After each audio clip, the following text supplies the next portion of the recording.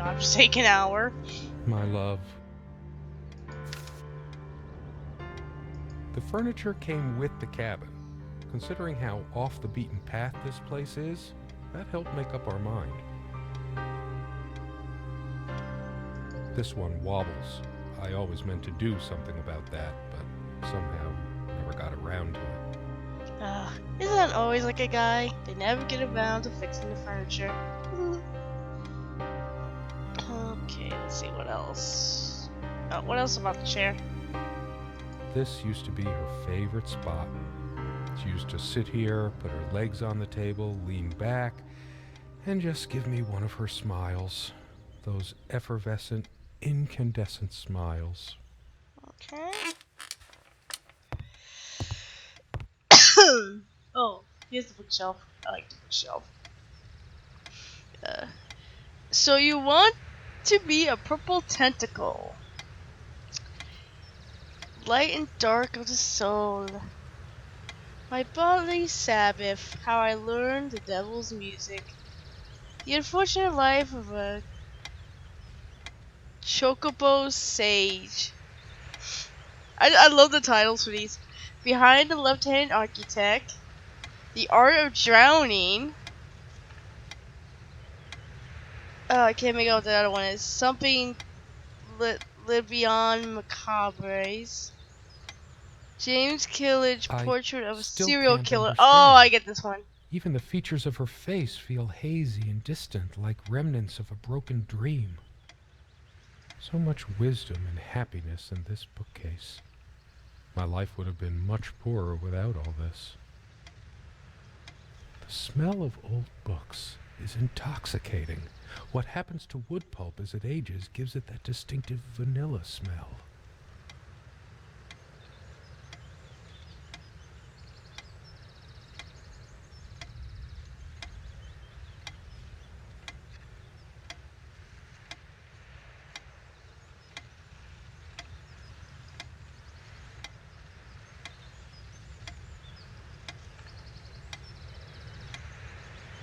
I loved it when we took down one of my favorites and curled up on the bed to read together as the wind howled outside on cold winter nights. I got one of those cordless mouses, so kind of flies out of my hand sometimes. It's so easy to do that. Most of the books are mine, but all of hers are still here too. Ode to a Kumquat.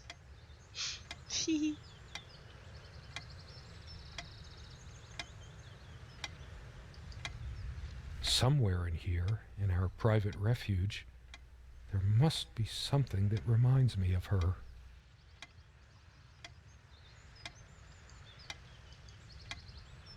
Oh, hey, look, booze. Let's get the booze.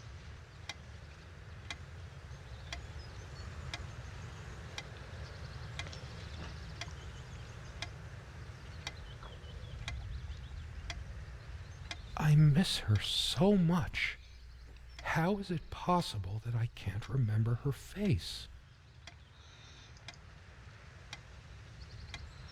Sharing meals with a good red wine was one of the great pleasures in our relationship, especially in the intimacy of this cabin. We had such a wonderful time dining in this cabin. Serena loved to experiment with her cooking. I should probably eat. Can't remember the last time I ate. Yet I don't feel hungry. You think? That's strange. I have more pressing things on my mind right now than culinary exploits. Yeah, you pretty much... Sometimes she would brush her leg against mine under the table when we were eating. A curious, sensual thrill. Yeah, we pretty much, The table is worn but sturdy, just like our relationship was. Or is. I just don't know anymore. Yeah, you just kind of pretty much click on things. You just keep clicking until something changes. So many afternoons spent in this armchair. Come sit with me. I want to talk. and cuddle. What did we talk about? Damn this fallible memory of mine. The most comfortable spot in the cabin, well, along with the bed, of course. I can imagine her cuddling up to me even now, putting her hand under my shirt.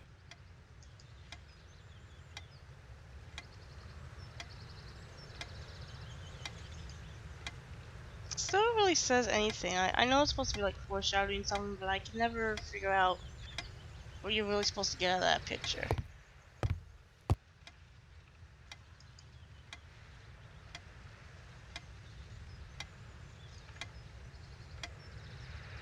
No, I don't want to leave right now.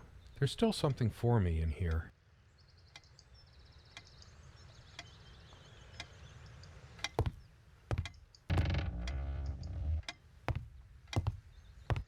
Quite a large armoire for our admittedly Spartan needs.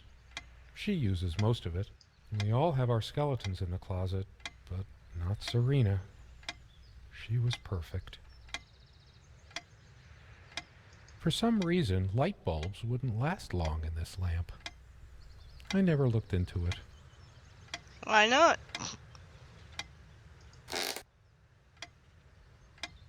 She adored all things of nature. I remember her long walks out in the woods. Curiously, we never brought many plants inside the cabin. We were surrounded by so many outside, I guess we were saturated by them. At least I was. Maybe I should have let her bring some plants inside. She liked them a lot. A plant is a plant. Beautiful to some, boring to others. They say these things are alive. If they are, it must be a horrible existence, confined in their own silent, dark world. Screaming, help me! Help me! We have much more interesting things than this plant inside the cabin, like my books. She's fairly religious, not me. I'm the cold and cynical bastard. But I don't remember that ever being an issue between us. She always thought our relationship was a blessing. God, how I miss her. No longer the cynical asshole, I guess. Her faith came as a surprise to me. She was never prudish about sex, so I just didn't expect it. I guess people simply aren't that predictable. No, I don't want to read right now. Especially not a Bible. Okay. Let's look at the bed. Our refuge from the world. A place of warmth and passion. Sometimes we joked we needed to be so far out in the woods because that's how our sex life was. Far out. The furniture came with the cabin, but the bedclothes we brought with us. A place like this needs some luxury, but without her. She made this with her own hands. She was really good. Look what I made, hun, in case we ever need to sweep something under the carpet. See the pattern of yellow squares? It's from this rug I remembered from my nursery. I must have been like 3 or 4, but it always stuck with me. Yeah, that's No pushing up trap roses. door under there, just more creaky floor. Yeah, in case you don't know, that's pushing up roses. She's doing the voice of Serena.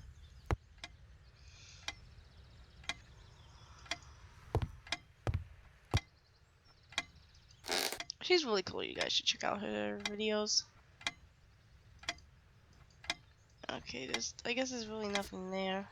Oh, what's it? Skin Quest. Oh, I didn't notice this. Boobtastic interview. She was special. Contradictory. She didn't mind these. Actually, I think she was into them too. Oh, really? Yeah, this one I didn't look into yet. That looks interesting. We can always try it.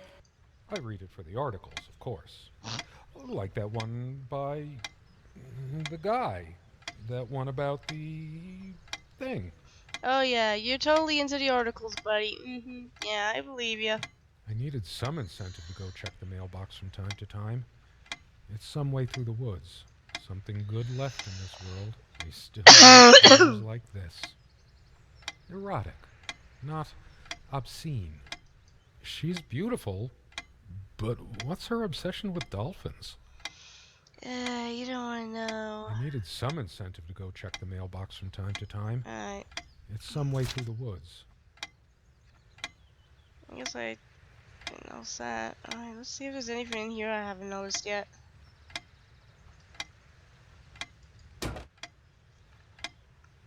Unlike its sibling, this lamp would last for months. We brought the lamps with us when we got this place all those years ago. They were from a garage sale. The sun is streaming through the window. No reason to turn this on.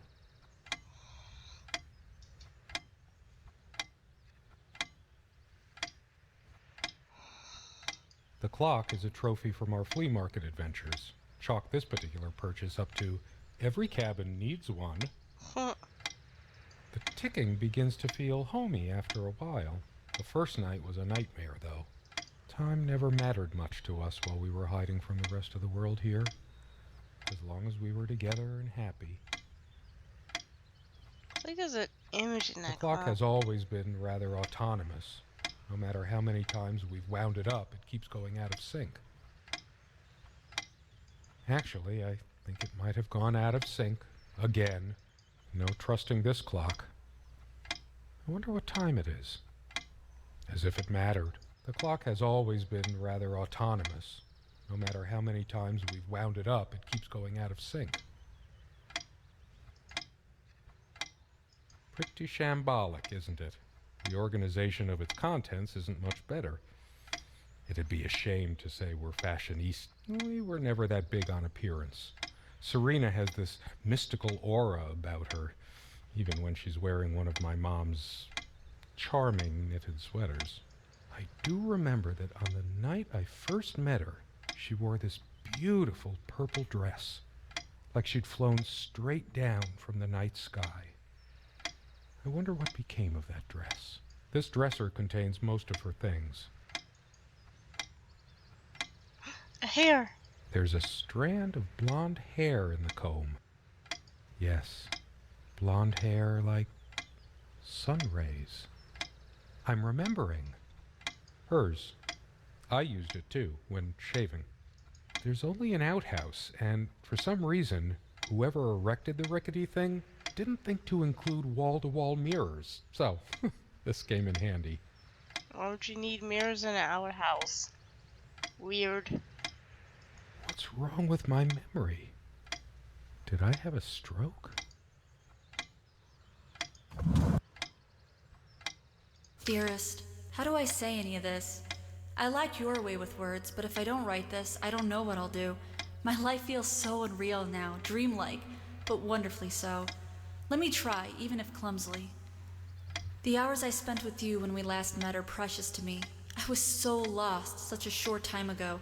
Everything seemed drained of color and feeling. I think we were meant to find each other, to bring meaning to our lives again, make sense of the confusion shrouding both of us. When we stepped into the crystal silence of the snowy woods, away from the chatter of the guests, all nature seemed expectant, as if holding its breath, witnessing a rare moment of something infinitely better than what life in the ordinary run of things has to offer. Do you remember how the light crust of the snow glittered in the reflected light of the country house? How the copse of trees in which we walked was haloed with a magical aura? I felt the chill of the night air, and you opened your coat and enfolded me in your arms, and we hugged tight, sharing the warmth, sharing the only thing any of us have to share on this earth when you think about it. Oh, right. And then you toppled us on the snow, you devil. We laughed and rolled around, my head already spinning from the wine and crisp, pure night air and the stillness all around. We lay back, and I gasped when I realized what I was seeing. The luminous starscape, like a vast velvet cloth sprinkled with powdered sugar, like it can only be seen in the countryside. I had tears in my eyes when I turned to you and we kissed, and it felt like the only moment in all of time, or outside time, and ours was the only spark that could ignite the universe. You gave me these moments. You complete me in ways I never knew to dream of. Let me be the one who makes sense of the confusion whenever you feel lost again. We can make our own world against the rest of the world if need be. Together we can silence all the demons, heal all the wounds. I love you. In eternity yours, Serena.